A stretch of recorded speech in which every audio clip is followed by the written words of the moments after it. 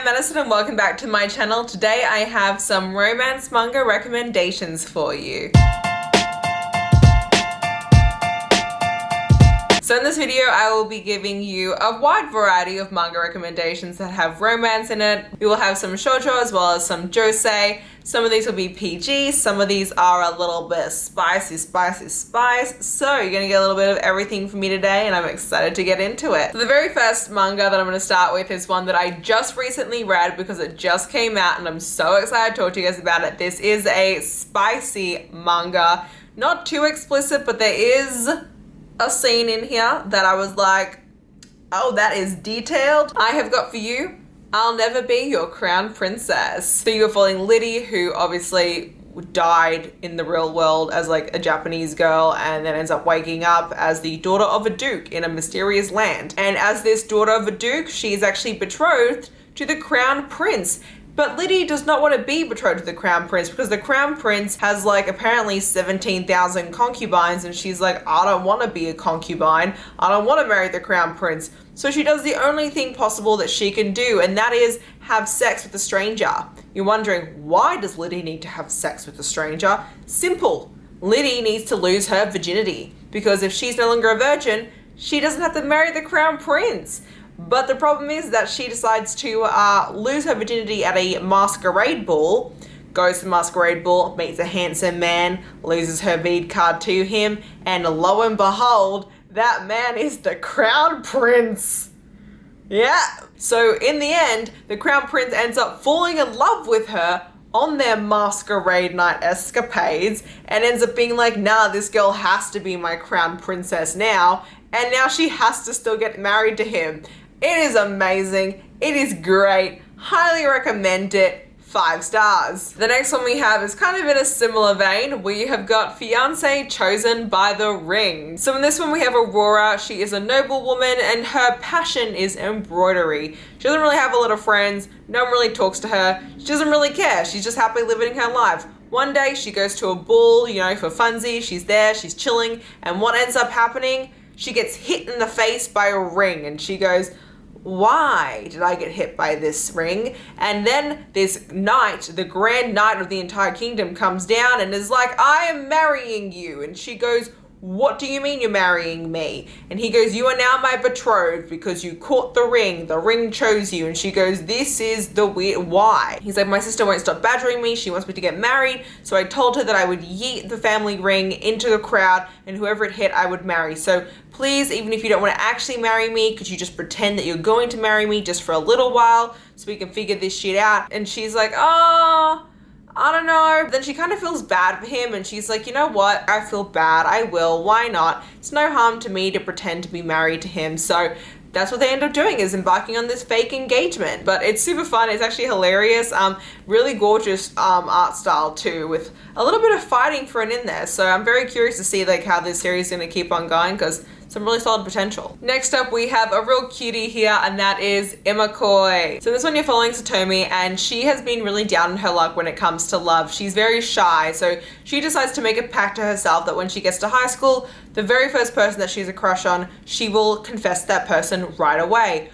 So lo and behold, what happens to her? She's on the train one day, something happens, she almost gets attacked, this guy saves her, she decides, oh my god, I'm in love with this guy that just saved me on the train. So she goes up to this guy and confesses her love to him. How this guy ends up being her impossibly handsome classmate that a lot of people are like almost very much intimidated by, and she is surprised when he ends up saying to her, yeah, I'll go out with you. And so it's them embarking on this romance. Very rocky, very slice of life, very adorable. It is just priceless.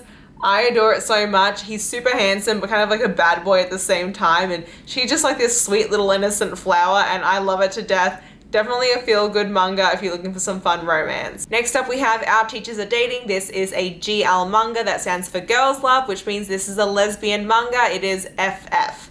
So you're following these 2 teachers who work at a high school and they've just started a relationship with one another. And it's the two of them on their day-to-day life, being in a relationship. You know, there are students at the school that ship them. There are other faculty that ship them. It's just them kind of going about their life. It's really cute. It's really fun. It's very wholesome. Highly recommended if you're looking for just a very easygoing, fluffy, sapphic manga. Next up we have Black or White. This is a BL manga, which is boys love, which means that it is an MM romance, so it is gay. This one is also explicit, so if you are not comfortable with some explicit content, please be aware of that. So this follows these two guys who have been best friends for a while now, and they are also both actors.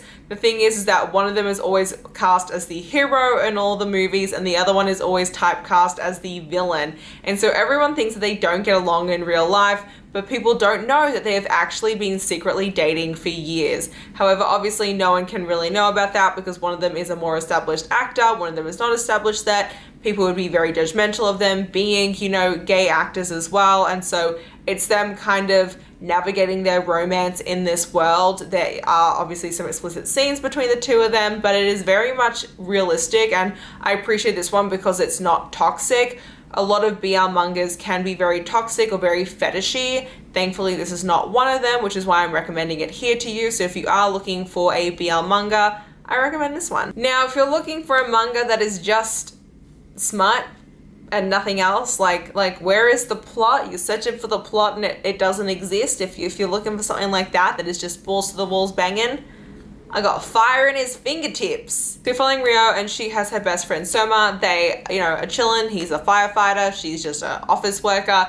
She's trying to set him up with like one of her friends, but he is not interested because he is actually in love with her. And then one day when her apartment catches fire, he's like, yo, you can no longer live in your apartment. You're more than welcome to come crash at mine. She comes to crash in his place, and things get sexual very quickly. Like, oh,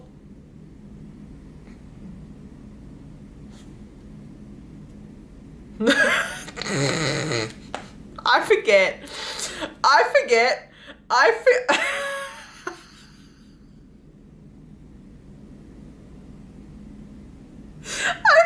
just how erotic this is.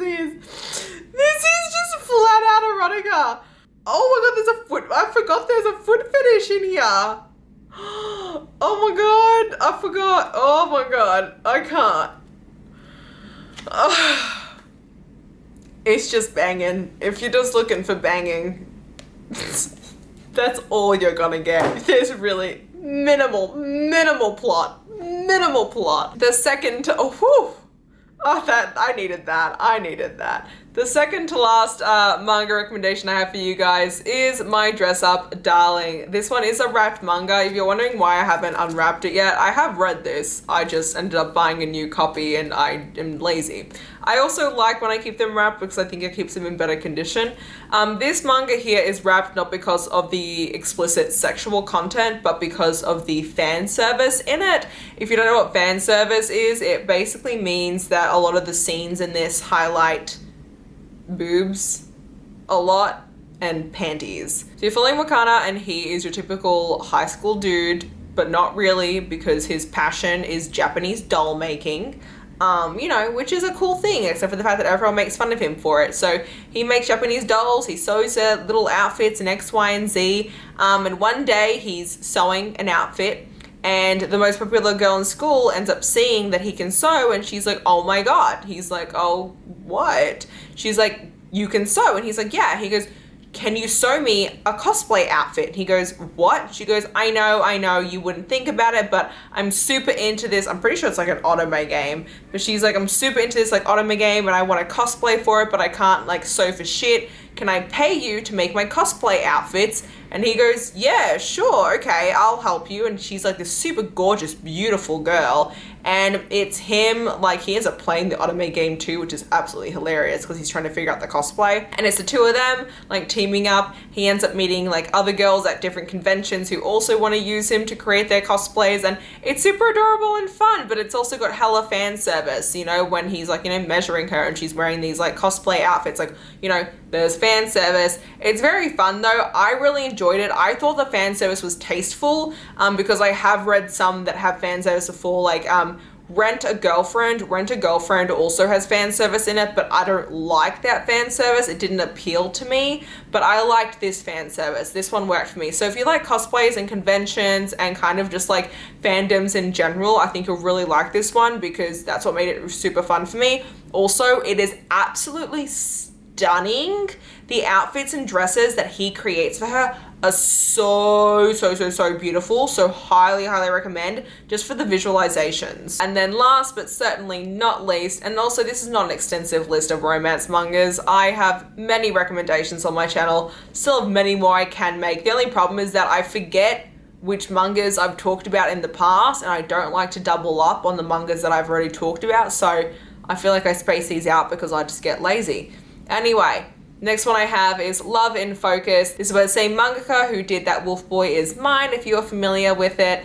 I love this manga so much. My good friend actually purchased it for me, which was really nice of her, but this is the Omnibus Complete Collection, so it's all 3 volumes in one. In this one, you're following Mako, and I think her grandfather just died. She ends up moving to a new high school, and when she gets there, she ends up staying at like a student dormitory, and this dormitory is basically where most of the photography club lives, and she also wants to join the photography club because photography is her passion. It was her grandfather's passion, and it's kind of like her legacy in a sense.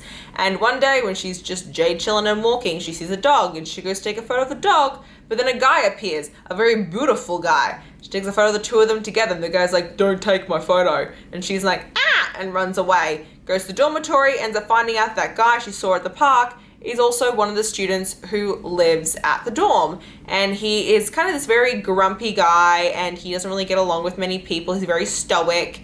You know, he wears his hair over his face, wears his glasses, and then one day she bumps into him in the bathroom, and lo and behold, he's not wearing his glasses, his hair is pushed back, and he is a babe. Classic shoujo.